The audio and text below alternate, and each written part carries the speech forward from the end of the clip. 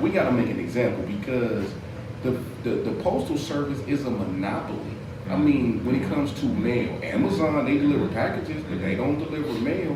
And it's like, we already got to worry about people taking our mail off our porch or taking it out your mailbox when you at work or something.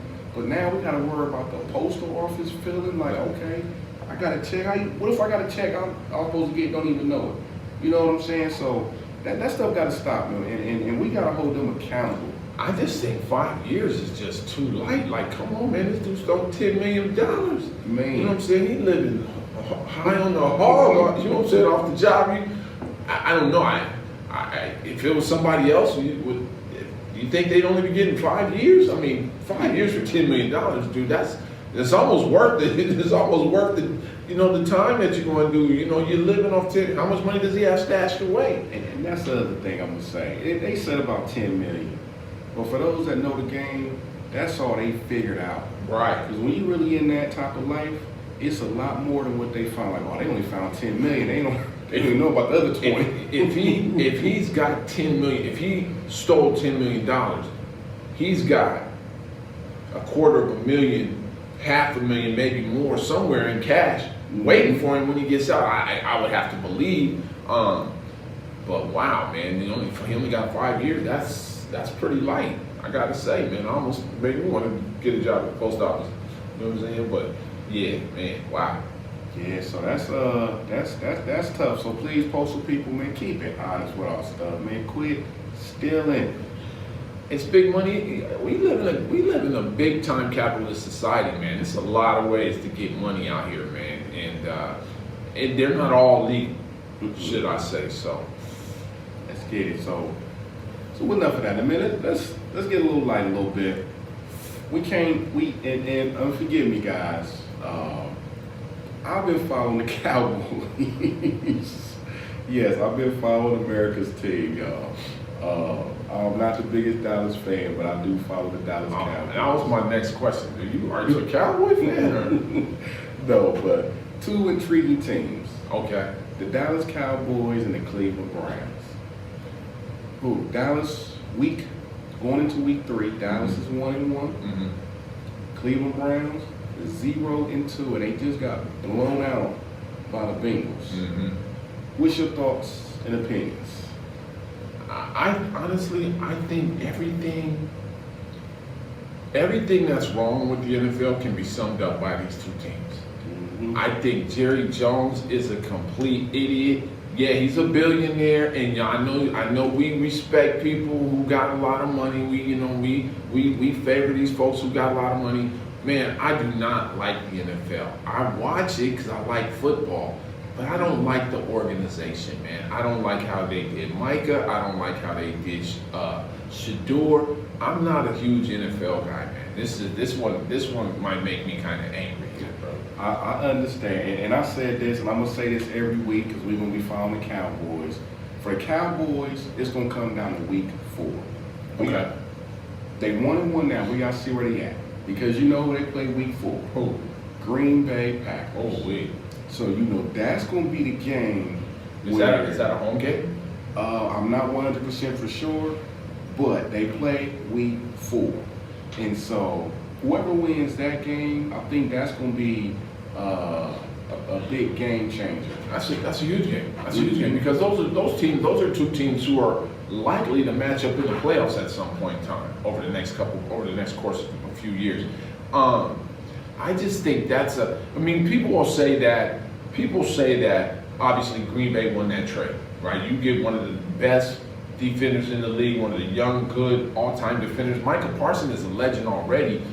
And that's a huge pickup for Green Bay. You know, they got their young quarterback, Jordan Love. You know, they're on the rise. I think that's a great trade for Green Bay. I think Jerry Jones fumbled on this one. I think he fumbled the ball, but in true Jerry Jones fashion, he's going to go on TV and twist and turn because he's a politician to a certain degree. You know what I mean? So he's going to go on TV and make it seem like they won that trade and they knew they were going to trade Micah the whole time.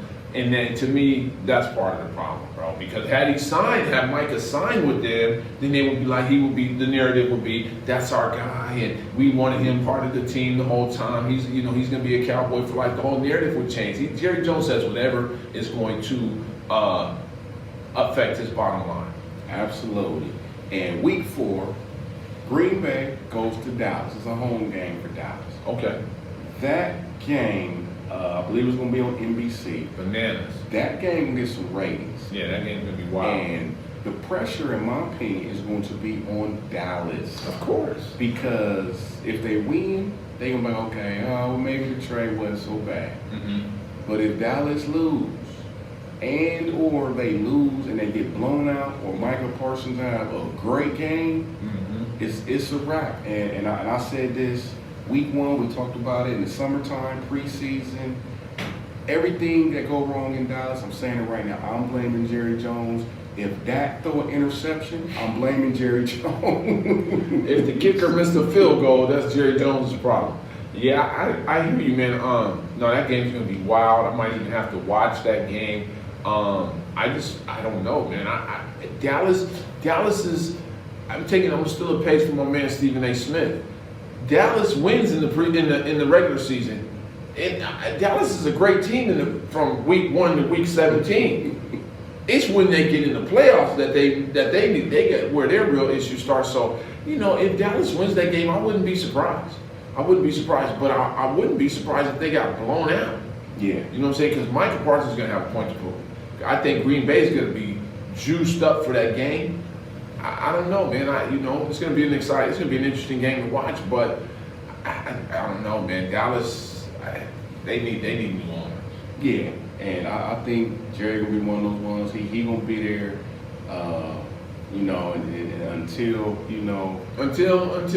until he go meet Jesus. Yeah, until that time. And I was gonna say the Browns. Man, y'all gotta trade Shador. I'm sorry, man. Y'all gotta trade him, man. Let that man fly his wings, man. Go ahead, let him fly. I mean, he's not no guy that's to be on the bench. Like, he's not at all third string. I mean, it's y'all doing a disservice. I'm gonna say it straight out, man. Trade the man. Go ahead and trade him. Go ahead and get whatever you can get, but trade him or play him. Yeah, I don't. The Browns, man. I like again. Everything that's wrong with the NFL could be summed up in the owners of those two franchises, and the owner of the Browns is a major problem as well. Why would you draft a man if you don't want to play him? Why would you draft him? You know he's number 2, but you're gonna force him to wear number 12. Come on, man. Y'all dudes is just, I don't know. It's too underhanded for me. You don't care about these guys. You care about yourself. You care about your profit. And to me, where I come from, man, we put people over profits, man. Because money comes and goes, man. You feel me? Money comes and goes, Mm-hmm. but when you're a billionaire, your money is everything for you. But I obviously I can't clearly sympathize with that because I'm far from being a billionaire. But I put people over profits, man. That's it. My opinion: the Browns and the Cowboys got the 2 worst owners in the NFL. That's my personal opinion. Anthony Perry said that. It is what it is. So here we go. Mm-hmm. Hip hop news. Hip hop. What about hip hop, man? What's Hip going hop. on? My man. And I love this brother, man. Dame Dash. Right. I love this brother, No doubt. man. No doubt. So, Dame Dash, I guess, allegedly files for bankruptcy. Mm-hmm. Rockefeller, Mr. Rockefeller, Dame Dash. Mm-hmm. Your thoughts, opinions? Bankruptcy does not necessarily mean you're completely broke. That's not what that means, right? Yeah. What bankruptcy means is it puts a hold on whatever finances you have being garnished by some outside kind of taxation agency or whatever, right? Some tax agency that's taking your money. So you file for bankruptcy and it stops those payments. So I don't think Dame Dash is broke. I have to doubt that sincerely. You don't go from being the owner of Rockefeller and owning this catalog of music to all of a sudden being broke. I disagree with that. But the bankruptcy, I'm sure, is strategic, and clearly it's financial, but I'm sure there's something strategic from it about it. I don't think the man is broke. Yeah, I hope and pray.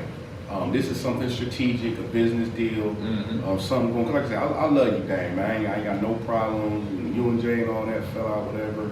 You my brother. I still love you, Dang Dash. But I do think it got to be some truth to it. And when I say, well, there's truth to it for sure, but I think we have a little bit of a misconception about what bankruptcy actually is. I don't think it necessarily means you don't have any money. I think it's more about collection and stopping the collection on the money that you do have. Yeah, you know what I mean. But anyway, I don't know. That's something I would certainly need to research and come back and get on the air with. But yeah, I don't know, man. I'd like to know more about that though. Yeah, I want Dame Dash. Whatever's going on, if it's a strategic, I hope and pray it is. But it's still not a good look. You know what I'm saying? It's kind of like, hey, what's going on? Is he like? I'm not saying he's broke, but it's a difference between regular people broke and rich people broke. Absolutely. Like regular people broke, man, I gotta wait till I get paid on Friday. Right. You know what I'm saying? Paycheck to paycheck. Versus rich people broke. Oh man, I can't take those trips overseas like I was once doing. I can't wear a brand new shirt every single day. I gotta sell the jet. Yeah, you know what I'm saying? So it's different to it, but like I said, man, I really want to, you know, shout out Dame Dash, man. We praying for you, man. We hope a business deal come through for you, that you get up out of this. We rooting for you. I don't want to see my brothers fall. I hope it's not true, like I said, man. I got love for you, Dame Dash, man. Yeah, a lot of respect to Damian Dash, man. I've seen the brother on some interviews, and I really took away the fact that he had a very independent mindset. You know what I'm saying? Like, he was really pointing out the fact that he created his own thing. So you know, in that regard, if he created this Rockefeller thing, right? I don't see a guy with that level of ingenuity falling all the way off. And he seemed very intelligent, clearly, very business-minded, business-savvy kind of dude. You know, I think he knows what he's doing, man. You know, but and he's an entrepreneur. Entrepreneurs know what they do. One thing, they know how to make money. And I think Dame Dash, he'll be all right. And that's what we hoping for. You know what I'm saying? So really, we just want to say, Dame Dash, we're rooting for you, brother. Hopefully something new come up. I don't know all the details, but 50 Cent just got the rights to pay in full. So we're gonna see what's happening to that. We're hearing that he want to turn it into a series, so maybe he got something behind the scenes with that. We don't know, but we're rooting for you, my brother Dame. And so peace and blessings to you, man. And forever, whatever endeavors you go into, but we're rooting for you, my brother. Absolutely, man. Dame Dash, get your money, man. Stay on top, kid. Get it. You know what I'm saying? So yeah, man, so check it out, everybody. Man, thank y'all for tuning in, man. We just want to kind of talk to y'all just for a quick second before we log off. You know, we really appreciate you guys, man. Views been going up, ratings been going up. And please, guys, comments. We had a couple comments, and I want to address, you know, a couple people disagreed. A lot of people like it, that's fine. But we want to overemphasize, even if you disagree with us, you are more than welcome to leave a comment. All comments are accepted. Okay, just be a valid comment, though. Don't just say something. Don't come on with your anger, bro. Think about it and then express it. You know what I'm saying? Because we both are educators. We both have, college degrees. We both have families. So, let's talk intelligently. Let's not get to the point where we can't talk, bro. Yeah. If you disagree, that's fine. Like Anthony pointed out, me and Anthony disagree. We ain't gonna always be in full agreement on everything. So disagreement is part of the process, bro. But disagreement is also part of the growth, and it's part of the education. So it's okay to disagree. If you got a comment, man, disagree, but disagree respectfully. That's it. So all comments are welcome. We do not get offended. We not no sensitive brothers. I'm gonna tell you that right now. And y'all can't hurt my feelings on social media.